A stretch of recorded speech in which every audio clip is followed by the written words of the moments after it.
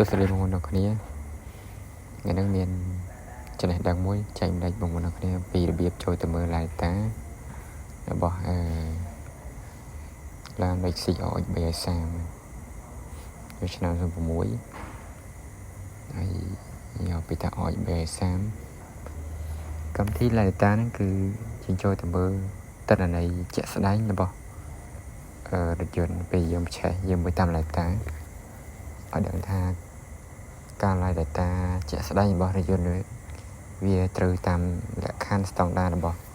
ច្បាប់ដើមដូចជា Unmodified ដែរអត់អញ្ចឹងយើងចូលទៅមើលដល់គ្នាពីរបៀបចូលទៅមើលអញ្ចឹងយើងជ្រើសរើសយកឆ្នាំយក make យក model ទៅត្រូវហើយយើងចុចចូល repair តើមកយើងទាញទៅរកពាក្យថា engine performance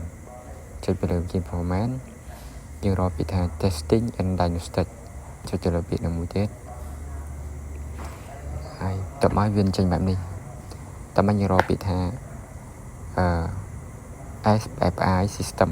អញ្ចឹងយើងចុចទៅលើពាក្យនោះមកហើយ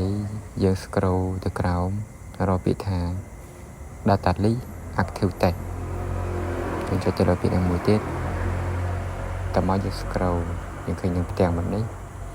ហើយយើង scroll វាឡើងមកលើមកយើងនឹងឃើញទិន្នន័យឡាយតាស្តង់ដាររបស់ឡាន Lexus RX 330អញ្ចឹងយើងលើកឧទាហរណ៍មហាផ្លូវមួយមកនិយាយចុះមហាផ្លូវគេតាមមហាផ្លូវនេះកម្រិតminimum វាចាប់ពី0ដល់ទៅដល់ maximum 655 GS នេះបាទអញ្ចឹងយើងទៅមើលលទ្ធផលហើយការក្រងទីនៅពេលដែលម៉ាស៊ីនយើងក្រងទីគឺវាមានកម្រិត GM ហ្នឹង2.0 រហូតដល់3.7 GMS នឹងពីឡានយើងក្រងទីហើយពេលឡានយើងជន់គេរហូតដល់ 2500 RPM នៅសញ្ញាហ្នឹងវានឹងកើនឡើងពី 2.4 រហូតដល់ 4.3 GMS នឹងជាលក្ខខណ្ឌត្រឹមត្រូវទៅនឹងការប្រក្រតីរបស់ម៉ាស៊ីនបាទរបស់ sensor Micro នេះតើវាទៅនឹងការត្រូវអត់បើយើងចង់ដឹងហើយនៅពេលដែលវាខូចគេថាប៉ះសិនបើ if value approximately 0.0 GS ហ្នឹងមានន័យថា Micro អាចខូចអ្វីមួយ